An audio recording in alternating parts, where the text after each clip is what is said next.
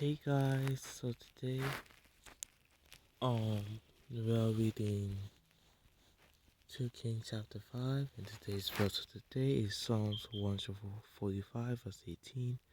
The Lord is near to all who call on him, to all who call on him in truth. Amen. So today we're reading 2 Kings chapter 5. 2 Kings chapter 5. Now Naaman was commander of the army of the king of Aram. He was a great man in the sight of his master, and highly regarded, because through him the Lord had given victory to Aram. He was a valiant soldier, but he had leprosy. Now bands of raiders from Aram had gone out and had taken captive a young girl from Israel, and she served Naaman's wife. She said to her mistress, "If only my master would see the prophet who is in Samaria, he would cure him of his leprosy." Naaman went to his master and told him what the girl from Israel had said. "By all means go," the king of Aram replied. "I will send a letter to the king of Israel." So Naaman left, taking with him 10 talents of silver, 6,000 shekels of gold, and 10 sets of clothing. The letter that he took to the king of Israel read, "With this letter I am sending my servant Naaman to you, so that you may cure him of his leprosy."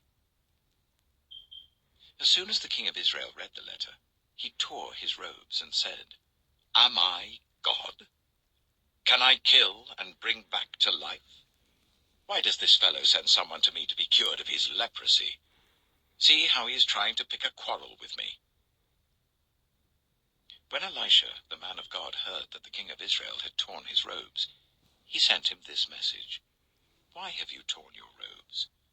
Make the man come to me, and he will know that there is a prophet in Israel." So Naaman went with his horses and chariots and stopped at the door of Elisha's house. Elisha sent a messenger to say to him, "Go, wash yourself 7 times in the Jordan, and your flesh will be restored, and you will be cleansed." But Naaman went away angry and said, "I thought that he would surely come out to me and stand and call on the name of the Lord his God, wave his hand over the spot, and cure me of my leprosy. Are not Abana and Pharpar, the rivers of Damascus, better than all the waters of Israel? Couldn't I wash in them and be cleansed?" So he turned and went off in a rage. Naaman's servants went to him and said, "My father, if the prophet had told you to do some great thing, would you not have done it? How much more then when he tells you, 'Wash and be cleansed'?"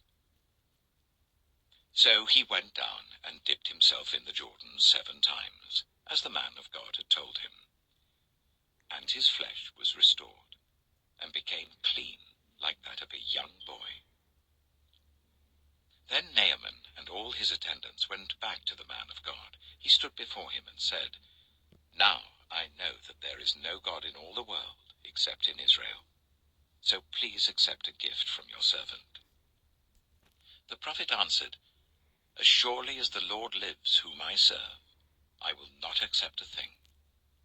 And even though Naaman urged him, he refused. "If you will not," said Naaman, "please let me, your servant, be given as much earth as a pair of mules can carry, for your servant will never again make burnt offerings and sacrifices to any other god but the Lord. But may the Lord forgive your servant for this one thing.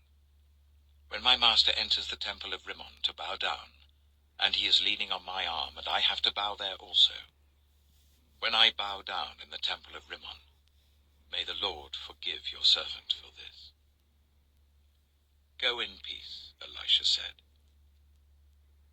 After Naaman had traveled some distance, Gehazi, the son of Elisha, the man of God, said to himself, "My master was too easy on Naaman, this Aramean, by not accepting from him what he brought. As surely as the Lord lives, I will run after him and get something from him." So Gehazi hurried after Naaman. When Naaman saw him running towards him, he got down from the chariot to meet him. "Is everything all right?" he asked. "Everything is all right," Gehazi answered. "My master sent me to say, 2 young men from the company of the prophets have just come to me from the hill country of Ephraim.